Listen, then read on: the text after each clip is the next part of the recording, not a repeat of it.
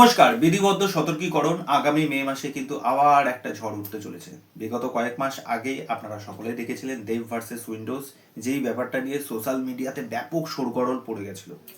সেইটাকে নিয়ে এই পক্ষ দুই পক্ষের মধ্যে কাদা ছোড়াছুড়ি। তা যাই হোক, আমরা এতদিন ধরে জানতাম কি যে দুর্গাপূজায় ক্ল্যাশ হবে, ক্রিসমাসে ক্ল্যাশ হবে। এবার কিন্তু গরমের এই উইন্ডোটাও কিন্তু আর ফাঁকা থাকলো না, সেটাও কিন্তু ক্ল্যাশে চলে আসলো। যাই হোক, এবার এই ভিডিওতে কথা বলবো যে এই দুটো কাজের মধ্যে কোন কাজটাকে আমি এগিয়ে রাখবো বা পিছিয়ে রাখবো, কোন কাজটার মধ্যে অ্যাকচুয়ালি পোটেনশিয়াল আছে, এই বিষয়টায়।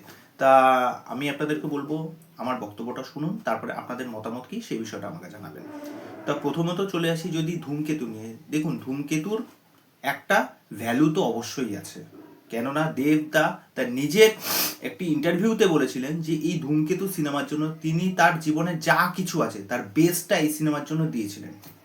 10 বছর আগে কিন্তু সেই কমিটমেন্টটা তিনি করেছিলেন, এবং তিনি এটাও বলেছিলেন যে এই কাজে তার যা যা করার তিনি সব কিছু করেছেন। আর যেখানে আপনার কৌশিক গাঙ্গুলির মতো একজন পরিচালক আছে, ওকে, তা ফাইনালি সেই কাজটা আসতে চলেছে। এই কাজের না একটা আলাদা ফ্যান বেস কিন্তু আছে। ধূমকেতু নিয়ে যতবার কথা উঠেছে প্রত্যেকবার প্রত্যেক ফ্যান কিন্তু একটা কথাই বলেছে যে ধূমকেতু নিয়ে আসুন, ধূমকেতু নিয়ে আসুন।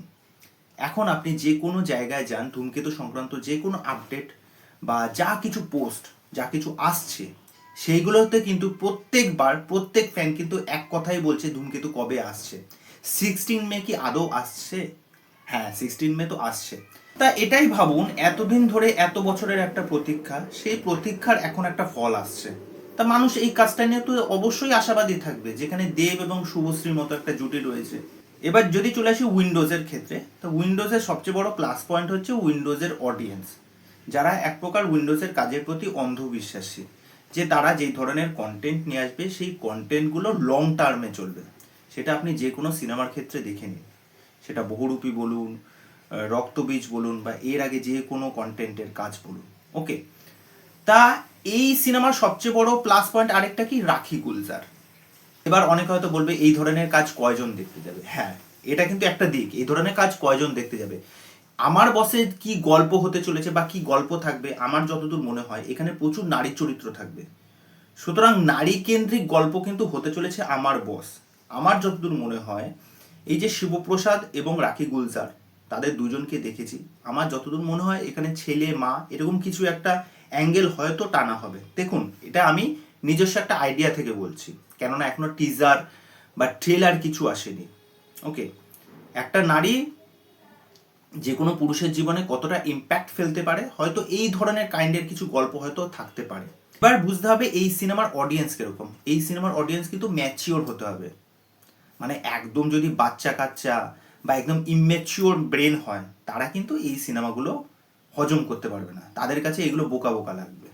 সেই দিক থেকে যদি দেখা যায়, দেবদার ধূমকেতু কিন্তু প্লাস পয়েন্ট কি, তারা কিন্তু ইয়ং অডিয়েন্স, মাঝারি অডিয়েন্স, বয়স্ক অডিয়েন্স সবাইকেই টার্গেট করতে পারছে। এবার যদি চলে আসি কন্টেন্টের দিক থেকে, কোন সিনেমাটাকে আপনি এগিয়ে রাখবেন বা আমি এগিয়ে রাখবো, আমি দুটোকেই সমান রাখবো।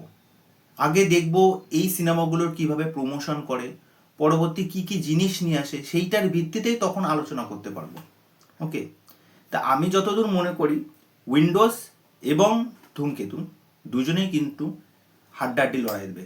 যদিও বা আমার বস আসছে 9 তারিখে, আর ধূমকেতু আসছে কিন্তু 16 মে।